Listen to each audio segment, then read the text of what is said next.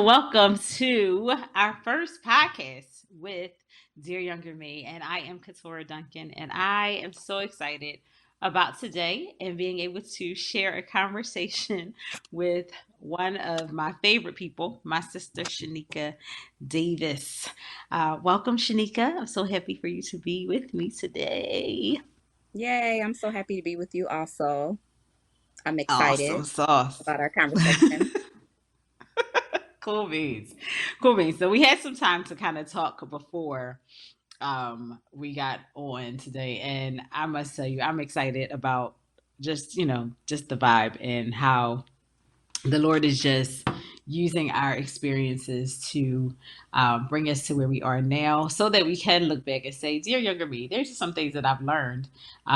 And like God's word says, like all things do work together for the good. He uses it all to make us what He is designing us to be. And the great thing is, He is not done yet. So we are going to jump into a little conversation. So, Shanika, let's tell the people about who you are. If you could go back to before you got married, what does that look like? How old were you? Where were you living? What was your dating situation? What does that look like?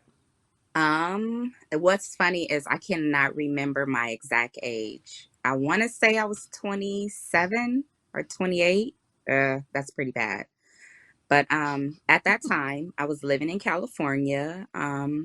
I lived with my sister. I was um, working at the time, living with my sister. We lived together and going to church. At that particular time in my life, I wasn't going to clubs and hanging out. My focus was work and the Lord. I had really um, turned my life over to the Lord, and I was spending a lot of time getting to know Him personally. And so I say that I was in a good space. Cool, cool, cool, babe. So, how did you meet your now husband? It's interesting. I actually met my husband in 2008.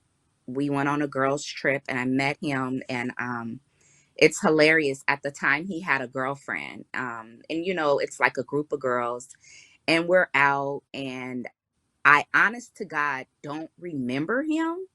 I only remember the fact that he had a a cast on his neck, like a neck brace, because he had broke his neck, I Hmm. guess, in an accident. I don't know. Um, Mm. but I remember us hanging out, all of us girls and his girlfriend, one night, and that was it. I don't even remember talking to him, but later on, 2 years later, he came to California. He asked a friend of mine, Gugu, he stayed at her house. He asked her about me, and she ended up calling me saying, Shanika, come to the show with us tonight. One of the guys that you met in Philly is going to be there, and he was asking about you. So I ended up going and meeting him. And so, again, we met in 2008 for the first time that I don't really remember. And then we met again in 2010. Okay, okay. So, just to be clear, his girlfriend was with him. His girlfriend wasn't with you on your girls' trip. Correct. His girlfriend was with Okay, him. okay. So we went to New Okay. York. I know that's hilarious. We went to New York and with my girlfriends. And then we came to Hmm. Philadelphia and I met some of my girlfriend's friends. And one of the girls had a boyfriend, and he ended up being my husband, Later down the line. Daniel. Got you. Later on down the line, I did not know Down the her. line. I did not know Or him. him. I didn't know them. I Got was you. just with my friends tagging along, and they introduced me to their Philly people, and I was like, oh, okay. Again, I don't even Yeah, cool. remember talking to the gentleman. He told me that we spoke, and I was like, I guess he asked me what was I doing at that time in my life. And when he told me, I was like, okay, I must have talked to him because how did he know that that's what I was doing? Because that's what I was doing. Got you. I was taking classes to be a foster parent. And so I was like, I guess I talked to him, but I just didn't remember him. Just being honest. I didn't. Got you. Got you. So you're Yeah, let's originally get that from clear. California. Yeah. Yes, let's get that clear. So you're originally from California. Dan's originally from PA. You literally are Correct. across the coast from one another. how is dating, and then how is even getting to the place of proposal? So I'm asking this because um, at this point now, some people that I had a conversation recently with my cousin, and she was like, I don't even know, like, I don't even do church boys. I'm over them. Um, and a part of my response was, well, you'll probably find a guy that loves the Lord probably outside of church because for whatever reason they're not necessarily in the building as much right now. So, Yeah. when she asked me how do you find, I'm like, I don't know. It's been a long time since I've dated anybody. And even with you, it's been a long time since you dated. But that's even just to say, like, you can find a church, I mean, not even a church boy, a man that loves the Lord outside of the buildings or the walls of the church. So that's why I'm asking these questions. But so you guys dated from coast to coast. How did that work out? And then how did you even come to proposing? Or how did he come to proposing? Got you. So again, that night I went to the show and we exchanged numbers. Actually, we started talking on the over the phone, but at that time, he was dating and I was dating people. I grew up a PK, but interesting enough, I only dated one guy in church. Any other guy that I dated Mm. was outside of church because I just didn't date church guys because I was a PK and I knew what the church guys was about and they just wasn't for me. And so, what's hilarious is that um it's hilarious and it's sad. He is the Mm. second church guy that I ever dated. And when I say that, I mean with the background of church and growing up in church, even though I didn't meet him in Mm-hmm. church. But we started off talking as friends. I knew that, he served the Lord and he loved the Lord.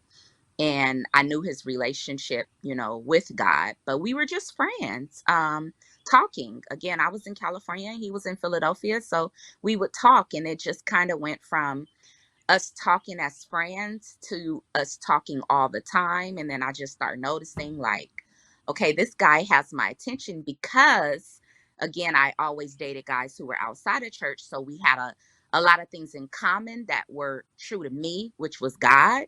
And so I Mm-hmm. believe that that's what, like, drew us closer together. I remember one of the things that kind of stood out for me was I had at the time suffered from a condition and I was in the hospital. And because we were talking so much, I hadn't talked to him in a couple of days, because I was in the hospital. And so when I got out and I was able to talk to him, I told him that I was in the hospital and what was going on. And so we continued to have a conversation. And then I remember at the end of the conversation, he was saying, he said to me, before we get off the phone, can I pray for you? And I was just like, oh, okay.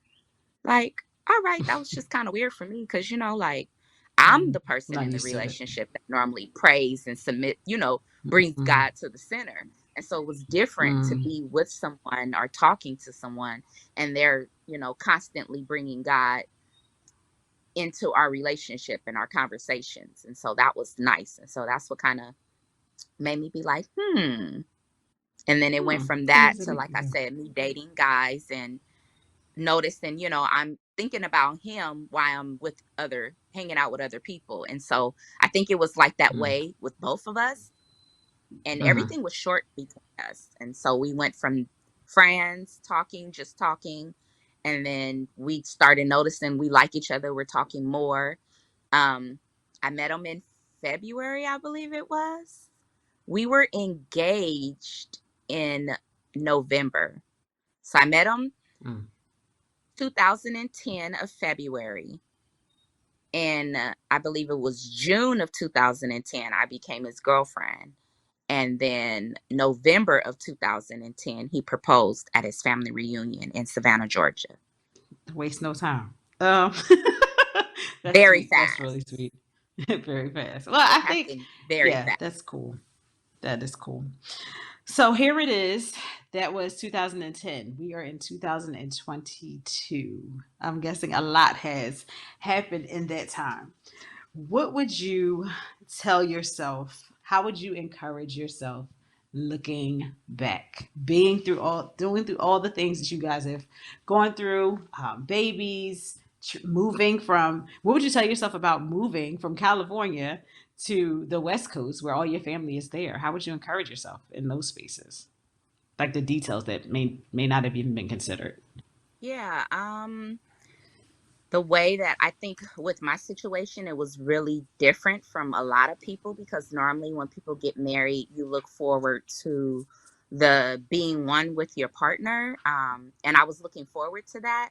And everybody around me kept saying, Shanika, are you sure about moving from the West Coast to the East Coast away from all of your family? And like, I was that girl that even though I didn't live in my parents' home, I moved out when I was 18, I went to my parents' house every day. If I could get to my parents' Mhm. house, I was at their house. And so I was that kid. I would stay the night. My dad would tell me to go home. So I was very close with my parents.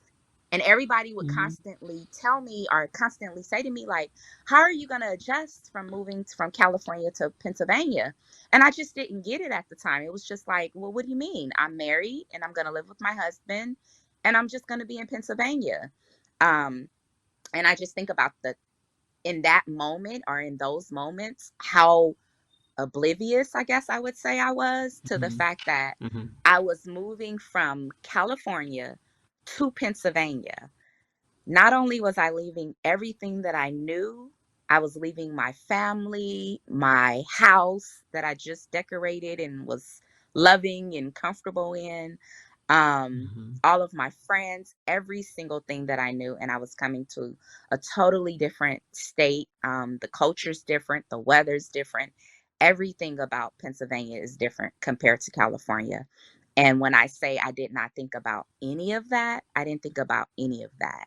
And so if I Mhm. could tell myself anything, I would tell myself that that was something that I really needed to think about. And I needed to not only think about it, I feel like that was something that I really needed to take to God because that was one of the hardest things for me in the transition of becoming a wife.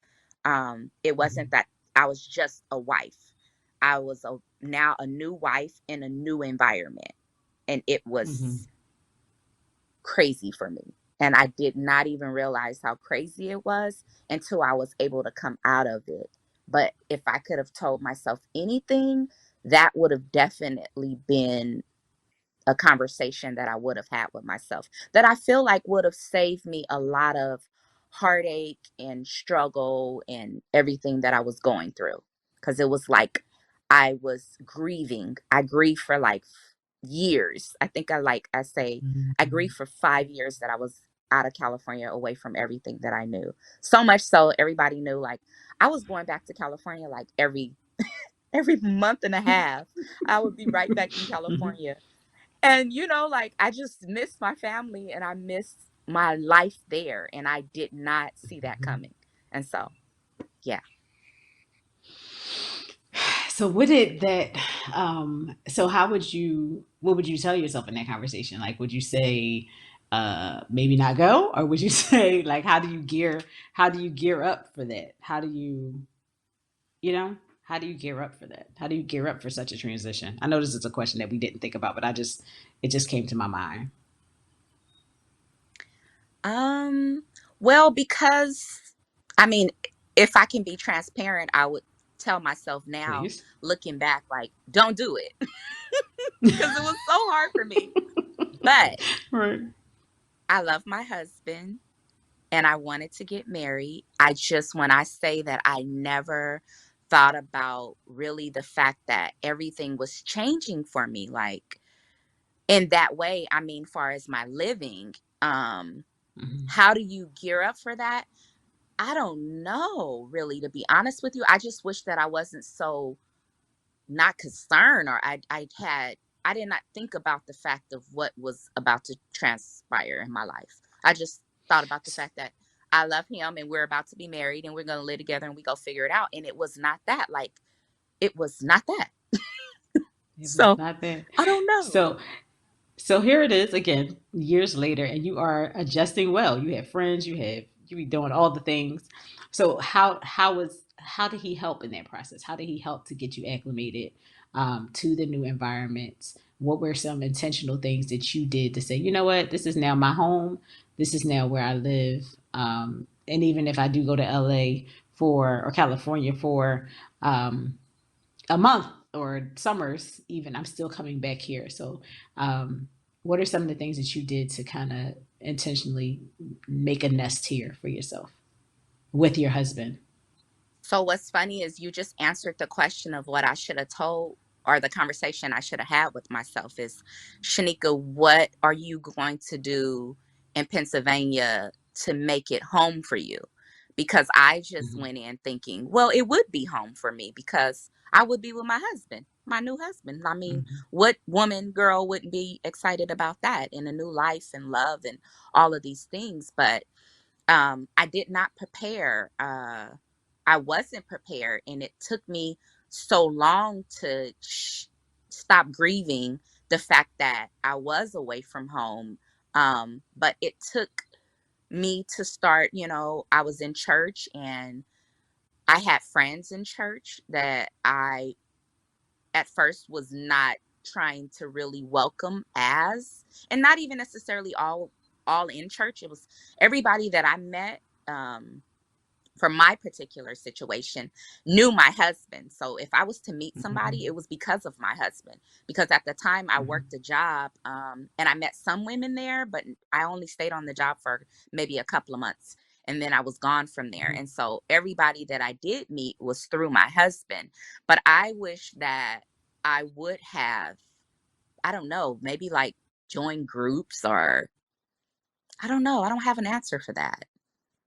Okay. That's Okay. That's fine. let's I That's need fine. an answer for that, but I don't That's have fine. one at this That, moment.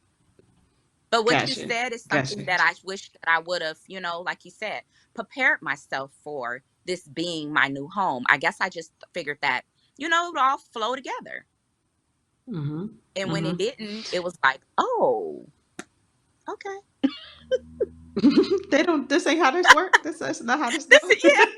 Oh, so This is just how so this this is supposed didn't to work do the out the thing. way that I thought it was gonna work out. Oh, okay. Well, maybe it will Mm. tomorrow. All right. Well, maybe it will next month. Exactly. All right. Exactly. Maybe in 6 months it'll Exactly. work out. And that turned into literally 5 years of me being like, I hate this place. Mm. Mm. But it was Mm-hmm. God working in all of it. And I didn't even see it until I was able to come out of it.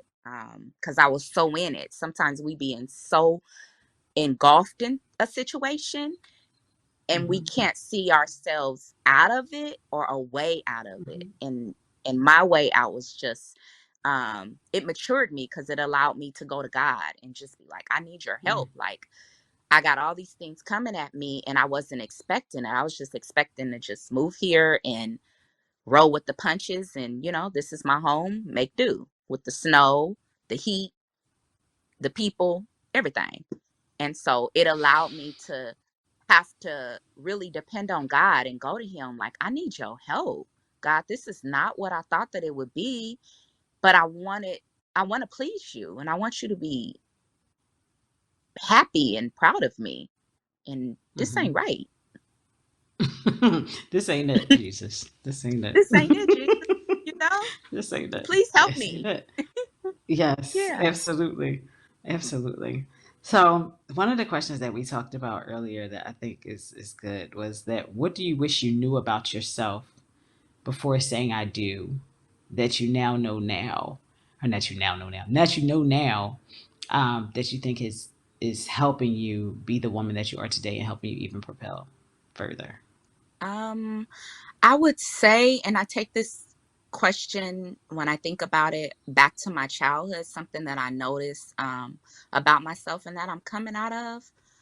And Mm-hmm. that is that it's okay to feel the way that I feel, and that Mm-hmm. I don't have to sugarcoat it. And when I say sugarcoat it, I do believe that you can say and express yourself and be your true authentic self.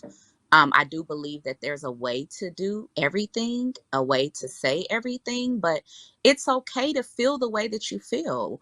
Um, Thinking back to when I moved here, it was okay that I wasn't okay with being in Pennsylvania. And instead of me thinking that I had to put a happy face on and make it seem like I was okay, when on the inside I literally felt like I was dying, I feel like it would have been easier for me if I was able to express it. And when I did express it, people listened instead of trying to give me their um, scenarios or their fixes. And so Mm-hmm. what I've learned for myself is it's okay for me to be myself. It's okay for me to feel the Mm-hmm. way that I feel. Um, just take those feelings and take them to God, and don't worry about what people think, you know, um, I should be, or how I should answer a question, or what I'm doing, or how I'm dealing with it. And so that's what I'm walking in. I'm okay with being Shanika. And if you're not, that's fine. But I'm okay with it. And I'm going to express myself, and I'm going to be my true self. And I don't want to offend anybody. Um, I come in love, but I'm going to be myself. And I'm not going to put on or put a happy face on just to make people feel comfortable, because I have to be okay in order to do what God has for me to do and walk in my purpose. And that's being real. That's being real. So sis, let's talk about that. Be I'm okay with being myself, which we all need to be, okay, because God created us differently and uniquely. Like I'm not okay being you. I can't put on your shoe. I mean, I can put on your shoes because I think we're around the same size, but I can't put on like and expect it to walk or the shoe not to fit differently when it get on your foot. But that statement sometimes I think gets misconstrued or just misunderstood. Like I'm okay with being me. I think the important thing about community, or why God allows us to be in community, or why he just didn't like put us here with him by ourselves or just with him, and he put us around people, is so that we can help one another, right? So that we can grow from one another and engage with one another, and learn from one another, and be okay with Yeah. if I'm not okay, or if I'm not right, that I have friends around me that'll be like, boo, hold on, maybe you should think about something different. You're one of those people for me. In the darkest, or one of the darkest times in my life, I say all the time, like Shanika was my Aaron. Like she would hold my hands up when I was just like, I'm done, I'm out. Like I'm tired. You're one of those people. So having community absolutely is essential. But like you said, being able to share authentically with community, and one, being free to do that, and two, being open to get a response when yourself at that moment may not be your best self, that you can make an adjustment. Like, what would you say to that? How would you, what would your response be to that? Like, what do you think about that? No, I totally agree. I totally agree. Like, I think in my own self, that's what I missed about home. It was like, I grew up with these people, and they knew how I was. They knew how I responded. My friends, they say, I'm the friend who is like, well, who is that? And like, well, I don't know, because that's Shanika. And I felt like Mm-hmm. they accepted me for me being me, like when I'm down, I'm down. And when I'm not, I'm not. But like you said, I feel like you should have a community around you where when you're not on your best, you're able to tell them, like, look, this is what I'm going through. And like, I know that this is where I should be, but I'm not there yet. And so like, pray for me today. And you don't need, well, what's going on? And girl, you don't need to be feeling like that if you love the Lord. But what about Jesus? We Mm-hmm. don't always need that. Sometimes you need to just be Mm-hmm. able to say how you feel.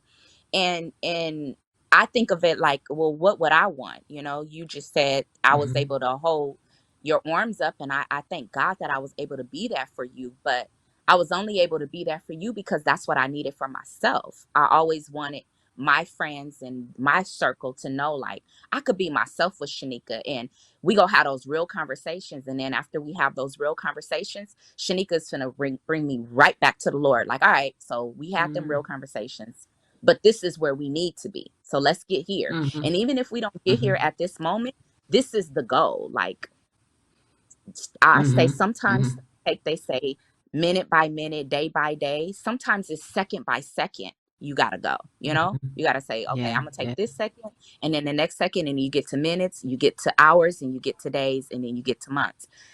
One step at a time is whatever you need, just being authentic to yourself. And then I think it's very important to have a community around you that will allow you to be yourself.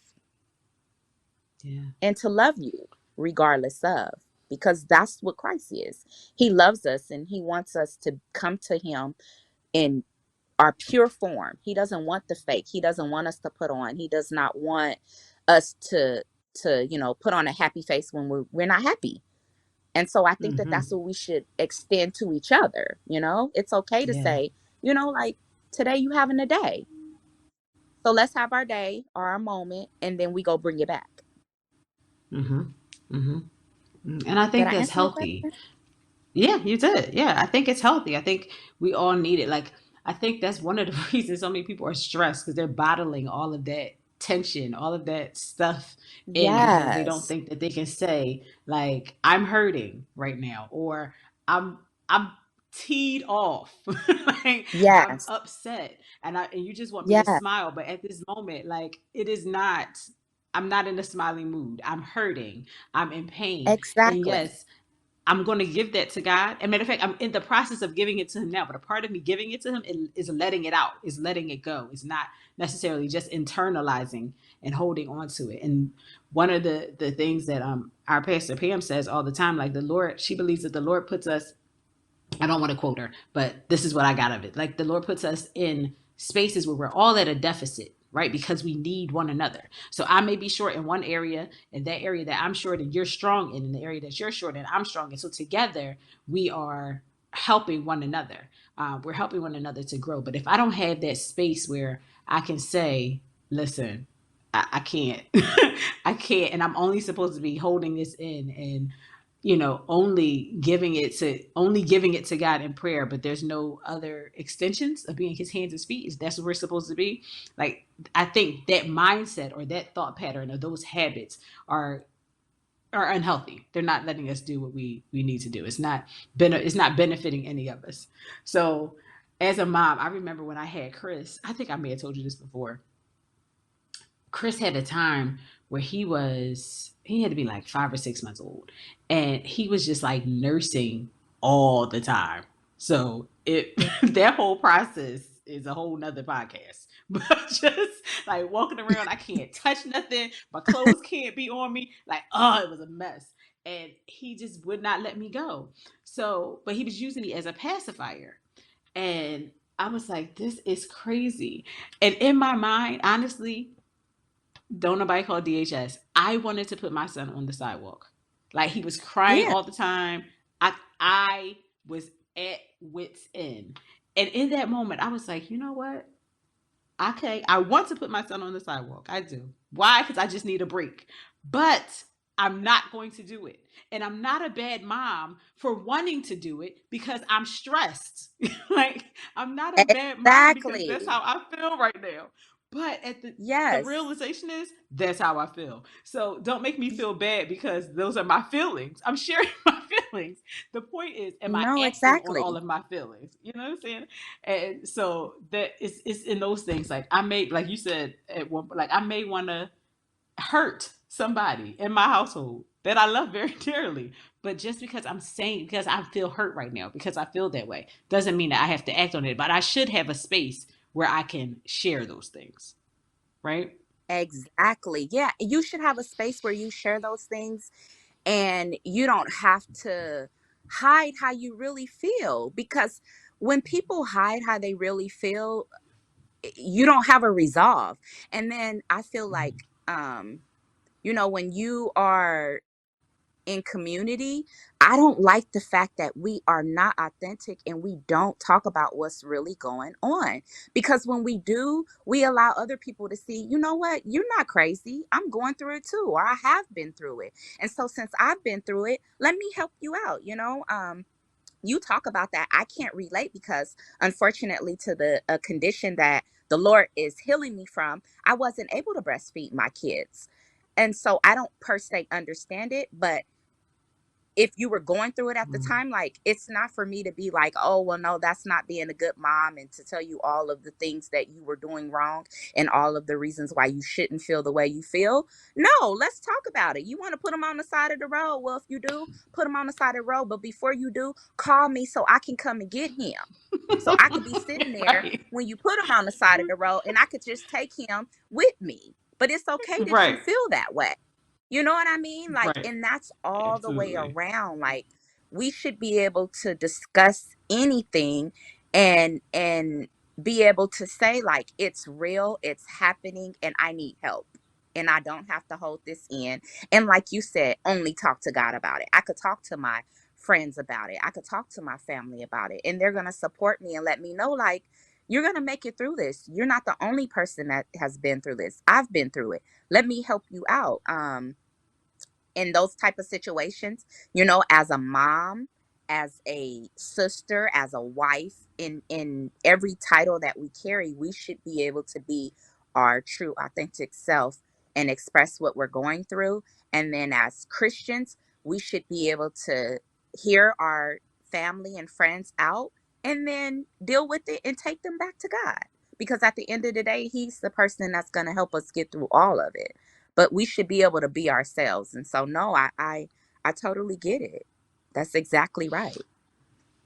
I love it. Shanika, thank you so much for we could probably go on and on because we're sisters and we talk, but um, We could. thank you so much for spending this time with me. And just like you just closed it out, I don't think I can say it any better. As community, we should be able to have that space where we can share and um, just have those conversations and learn from each other and build one another up. And that's my hope for God Be Big. That's my hope for even the purpose for even these Dear Younger Me letters. Hey, leaving and having a space where we can share about those circumstances and situations that we've gone through, that we may not, that Yeah. somebody may not even ask, like, have you ever gone through this? But we can share those spaces, and then someone can learn from, someone can get something out of us sharing, and that communities can be built off of this. Communities can be built off of these prompts of just conversation starters, because you know what, I've been through that too, or you know what, yeah, I've never even thought about how to handle that before. But thank you so much for sharing, and I know it's already happening, so I'm so excited about what God is going to do and how he's being big in these seemingly small things that he's using in an amazing way. So again, Shanika, thank you. You're This welcome. has It was such a been good conversation. yes, Yeah, it yes, was yes, good. yes. I'm happy we got to Good. share with everyone. So until next time, this is Dear Younger Me. I pray that God be big to you, be big through you, and be big in you. Love you so much. This is KDuncan. There's nothing my God cannot do for